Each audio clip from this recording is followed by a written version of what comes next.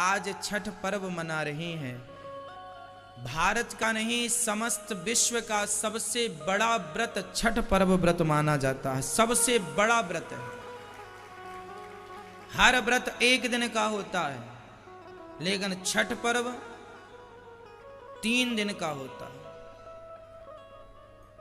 और तीनों दिन निराहार रह करके, एक छठ पर्व ही ऐसा पर्व है जिस पर्व में उगते सूरज से लेकर डूबते सूरज को प्रणाम किया जाता है। सूर्य भगवान की समस्त दिशाओं को अर्थात पूर्व से निकलकर जब वो पश्चिम में अस्त होते हैं तो मध्य सूर्य को, उगते सूर्य को, आखिरी डूबते सूर्य को प्रणाम किया जाता है।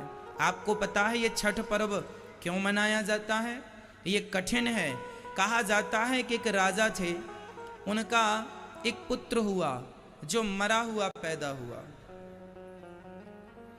हुआ तो सही, राजा का बेटा, पर मरा हुआ था।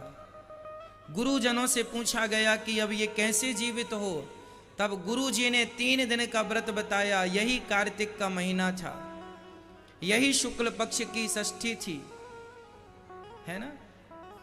और कहा कि ये 3 दिन का व्रत कठोर है, यदि तुम श्रद्धा से करोगे तो छठी मैया की कृपा से आपको संतान की प्राप्ति होगी।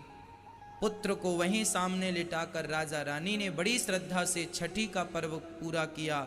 और सूर्य भगवान की आराधना इस व्रत में मानी जाती है। सूर्य आराधना की, जिसके कारण उनका 3 दिन में मरा हुआ पुत्र जीवित हो गया था। यह षष्ठी मैया की कृपा है। यह पुत्रों की दीर्घ आयु के लिए व्रत रखा जाता है। तब से यह व्रत किसके लिए रखा जाता है? पुत्रों की दीर्घ आयु के लिए, दीर्घ जीवी बने। देखो जरा, माँ बाप अपने बच्चों के लिए क्या क्या करते हैं। मेरा बेटा खूब लंबी आयु पाए, लेकिन माँ को कितना कष्ट होता है जब बेटे अपनी माँ को घर से निकाल देते हैं, अपमानित करते हैं। तो आप सभी भारतवासियों को, खासकर हमारे बिहार के भाइयों को, और जो भी इस व्रत को रखते हैं उन सभी भक्तों को हृदय से, आप सभी भक्तों को षष्ठी की, छठ पर्व की लाखों लाख शुभकामनाएं, लाखों लाख बधाइयाँ। आपके जीवन में ये माँ भगवती षष्ठी महारानी की कृपा और सूर्य भगवान की कृपा बनी रहे।